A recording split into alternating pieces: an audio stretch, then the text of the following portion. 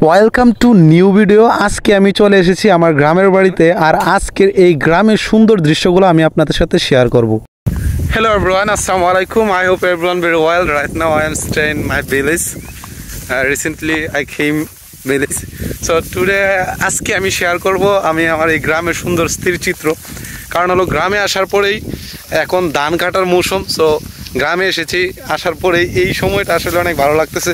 ভাবলাম যে আমার ভিউয়ার্সদের সাথে আজকের এই সুন্দর মুহূর্তগুলো শেয়ার করি। সো আজকের এই ভিডিওটা আমি আপনাদের সাথে শেয়ার করব। যে যেখান থেকে দেখবেন অবশ্যই কমেন্ট করবেন। আর এখন হলো আমার বাড়ির নেত্রকোনা সদরে পড়েছে। সো বাড়িতে আসার পরে দেখি ধান ফুললি একদম পাকা হয়ে গেছে, কিছু কিছু দানা এখন কাটবে। সো আজকে আমি এই গ্রামের সৌন্দর্যটা আমি আপনাদের সাথে শেয়ার করব। হাওড়ে এসে দেখি আমার এক দাদা ধান কাটতেছে, ওনার সাথে অনেকটা সময় কথা বলেছি। গ্রামে আসলাম, গ্রামে এসে অনেক পরিচিত লোকজন আছে, তারা ধান কাটতেছে।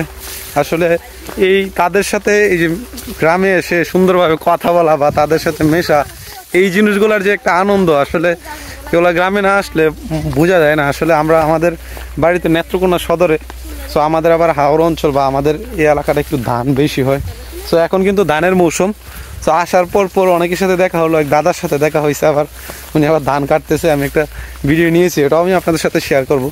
তাছাড়া একটা জিনিস কি, গ্রামে আসলে আসলে আমার অনেকটাই মানসিক শান্তি পাই। তো যখন এই সময় পাই আমি চেষ্টা করি গ্রামে আসার জন্য। সো এই যে আমার সব ভাই আনছেন, এই যে চাচাতো ভাই, ওই যে আরেক ভাই আছে, সব বিচ্ছি বাহিনী নিয়ে আমি যাচ্ছি হলো একটু ধান ক্ষেত আমরা পরিদর্শন করবো। কারণ আমি গ্রামে আসার পরে অনেকদিন আগে এসেছিলাম, তখন ধানগুলা মাত্র রোপণ করা হয়েছে। সো এখন প্রায় কথা বললে তো আমার এখানে ক্লিয়ার আসবে না। তো রোপণ করার পর আমি আর ওরকম ভাবে আসি নাই। সো এখন কাটার একদম পুরা সময় হয়ে গিয়েছে। সো আজকে আমি এই জন্য একটু দেখতে আসছি যে আমার বাবা অনেক কষ্ট করছে, অনেকদিন এই স্ট্রাগল করার পর এখন এই পজিশনে আসছে। সো এখন এইগুলা কাটার পরেই আসলে এগুলা সিদ্ধ দেওয়ার পরেই চালে রূপান্তরিত হবে। একটা জিনিস কি, আসলে যে কৃষকরা যে কষ্টটা করে, এই বিষয়টা আসলে আপনি না দেখলে বা আপনি যদি কাছাকাছি না দেখেন তাহলে আপনি বুঝতে পারবেন না। যদি আপনি শহরেই থাকেন শুধু, তাহলে এই বিষয়গুলো আপনি উপলব্ধি করতে পারবেন। সো আপনাকে গ্রামে যেতে হবে, কৃষকের কাছাকাছি থাকতে হবে, তাহলে আপনি বুঝবেন যে আসলে কৃষক কত কষ্ট করে এই সোনার ফসল ফলায়। আজকে আমি গ্রামে এসেছি সবাইকে নিয়ে। সো আমি সকলকে সাজেস্ট করব, সকলে গ্রামে আসুন আর এখনের যে ধানের মৌসুমটা এটা উপভোগ করুন।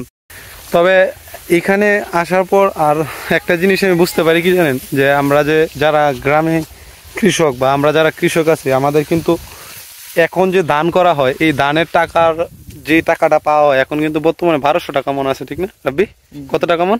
1200।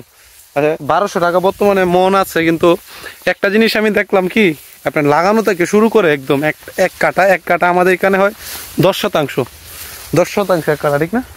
10% এক কাটা। আর এক কাটা জমিন লাগাতে একদম হাল চাষ থেকে শুরু করে একদম ধান কাটা পর্যন্ত, একদম মারাই পর্যন্ত যে খরচটা হয়, আসলে অনেক অল্প কিছু টাকা থাকে। যদি এই 1200 টাকা থাকে, তাহলে আমি একটা হিসাব করে দেখাই। আপনি এক কাটা জমিন চাষ করতে কত টাকা নেয়? 300 500। এক কাটা জমিন চাষ করতে 3 চাষ শুধু লাগানো রোপণ করার উপযোগী করে দিবে, তার জন্য নিবে 500 টাকা। এটা হিসাব আমি আপনাদেরকে ধরিয়ে দিই। আর আপনার এক কাটা জমি লাগানোর জন্য কত নেই? 500 না বেশি? 700। আচ্ছা, এভারেজ 500 টাকা ধরলাম, 1000 টাকা। আর এক সেচের জন্য কত নেই? 500। এভারেজ আপনি একটা জিনিস চিন্তা করেন, এক কাটা জমিতে 5000 থেকে 6000 টাকা খরচ হয়। এটা হলো কৃষক ইনভেস্ট করে আপনার একদম মারাই পর্যন্ত, মানে একদম চাল হওয়া পর্যন্ত। তারপরে আসেন বা বিক্রি করা পর্যন্ত, যদি বিক্রি করে দেয় সেক্ষেত্রে। তারপরে আসেন যদি আল্লাহ কোনো কালবৈশাখী জ্বর দেয় বা ভালো চাষাবাদ না হয়, তাহলে কি পুরা টাকাটাই কি কৃষকের লস যায়। সো সব কিছুর উপর ডিপেন্ড করে কি, আসলে কৃষকই আমাদের মূল চালিকা শক্তি। এটা আপনাকে বলতেই হবে, এটা আপনাকে স্বীকার করতে হবে। সো ভিউয়ার্স, অনেকক্ষণ কথা বললাম, অনেক কিছুই বললাম। আজকের মতো বিদায় নিব, দেখা হবে পরবর্তী কোনো ভিডিওতে। এই পর্যন্ত ভালো থাকুন, সুস্থ থাকুন। আর যারা যারা আমার এই ভিডিওটা দেখবেন অবশ্যই লাইক কমেন্ট শেয়ার করবেন। আর ইউটিউবে যারা বিশেষ করে দেখবেন অবশ্যই সাবস্ক্রাইব করবেন, কারণ আপনার সাবস্ক্রাইবে আমি পরবর্তী ভিডিও বানাতে উৎসাহিত হব। তো আজকের মতো বিদায় নিচ্ছি। আর প্রচণ্ড রোদ, আর এই রোদের মধ্যে যদি কেউ ধান কাটে কি যে কষ্ট হবে বলার বাইরে। আজকের মতো বিদায় নিচ্ছি, দেখা হবে পরবর্তী ভিডিওতে। আল্লাহ হাফিজ।